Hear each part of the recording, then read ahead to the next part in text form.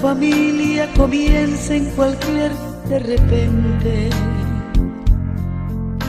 que ninguna familia se acabe por falta de amor. La pareja sea el uno en el otro, de cuerpo y de mente, y que nada en el mundo separe un hogar soñador. Que ninguna familia se albergue debajo del puente,